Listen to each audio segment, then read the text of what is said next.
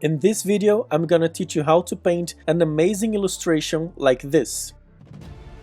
I'm gonna share all my painting process and show how to create a blurry background using gouache and airbrush, and also how to create a mask using tracing paper and magic tape to preserve areas of your illustration.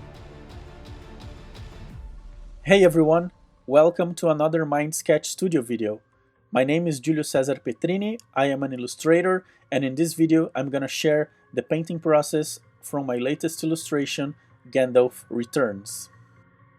Everything starts with the thumbnail sketch. Ideally, it's better to create 3 or more thumbnail sketches for the same illustration, so you can have different variations of shapes and forms, so you can choose between them which one is gonna be the final drawing for your illustration. In this case, I already had a very clear image in my mind on how my final illustration would look like, so that's why I went for a single thumbnail sketch. After that, I started to create some sketches on how I would like to draw the tree branches on the background and how I would like to be Gandalf's face on the illustration. Then it was time to recreate our drawing in the final paper.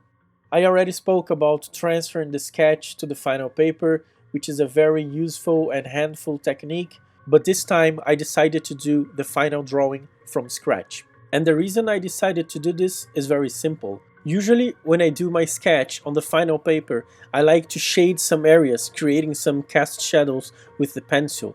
So when I use my rubber erase to erase my lines, those shadows will not be completely disappeared. So it's a very nice trick to still have some cast shadows visible on paper even after erasing them. Then it's gonna be easier during the painting process to paint the shadows and darker areas in the right place. I tend to shade very smoothly to make it easier to erase and not damage the paper.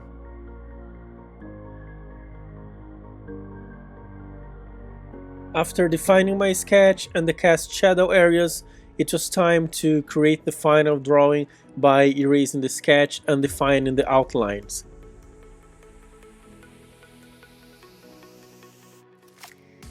This is a good time to start thinking about tiny details on the illustration. Sometimes I define them in the sketch, but sometimes I like to keep my creativity flows and create small details on the clothes, on the armory, or maybe some additional tree branches that were not planned in the sketch. Just keep going, keep creating, and let your mood flows through the page. Actually, there is no rule. I mean, art is about creating stuff, so artists, they have different creative processes. There's no rule that says you need to create something in the sketch and you cannot create something further in the process. Some traditional painters, they usually add details when they are painting, things that were not planned, so just keep going and you will have an amazing illustration.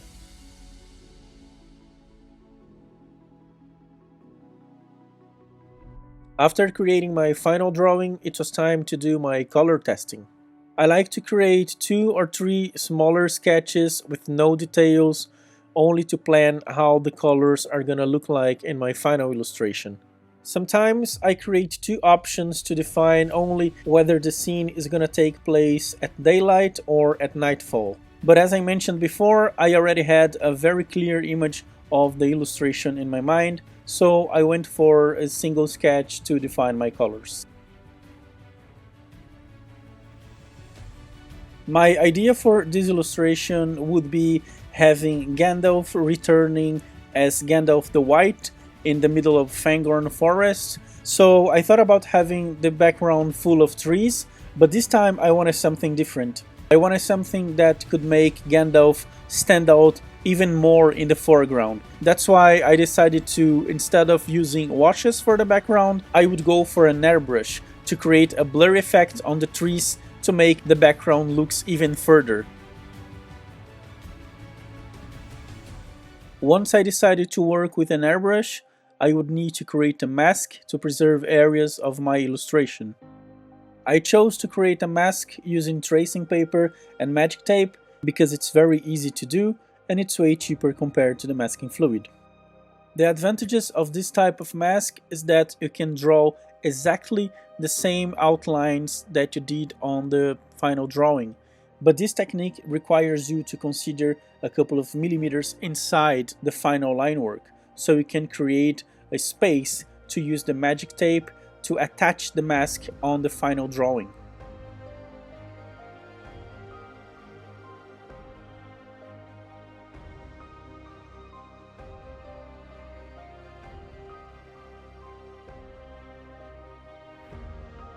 After adding the magic tape all around the borders considering the line work, it was time to pick up my project knife and cut the excess part very carefully.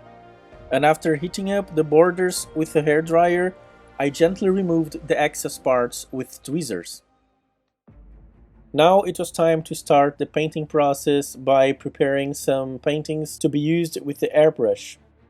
I mixed my first color with a little bit of water to achieve the consistency that I was aiming for. Then I added my paint to the airbrush and started to test the color before apply to the final illustration. I always add the lightest color first because then I can start building up the illustration with contrast and darker areas along the painting process. My idea was not having a light source coming from the background, but instead of this, it was creating an atmospheric perspective inside the forest. It's worth mentioning that it was my very first time using an airbrush for an illustration. I was not so confident in the beginning, but then I decided to follow the advice that all artists should do. Trust the process.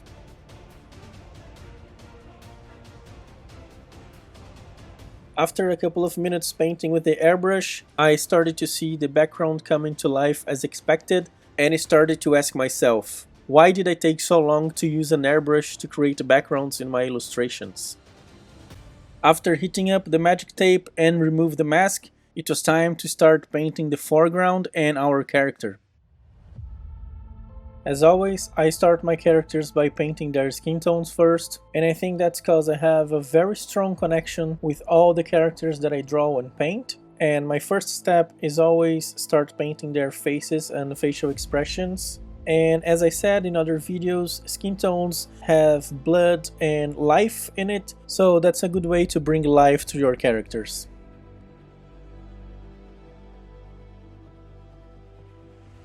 This illustration was very interesting to paint because I tend to spend more time painting the characters, their clothes, armor and details, but this time the background took me more time because Gandalf has a white cloak and I tried to leave the white from the paper pretty much like the watercolor technique, just adding a little bit of black and gray paint on the shadows. I used complementary colors to paint the stones in Gandalf's staff and also in his belt. And then I prepared to wrap up the illustration with some shadows, darker areas, and some other minor details.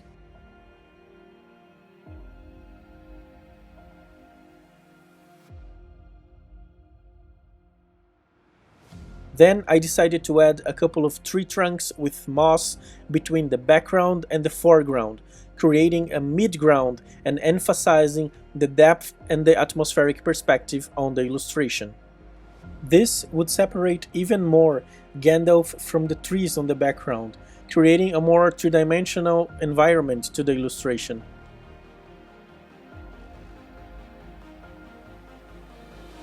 At this point, brushes were done, so it was finally time to wrap up the illustration with shining effects. My plan was having a light coming out of Gandalf's hand and also a glow effect around his entire body.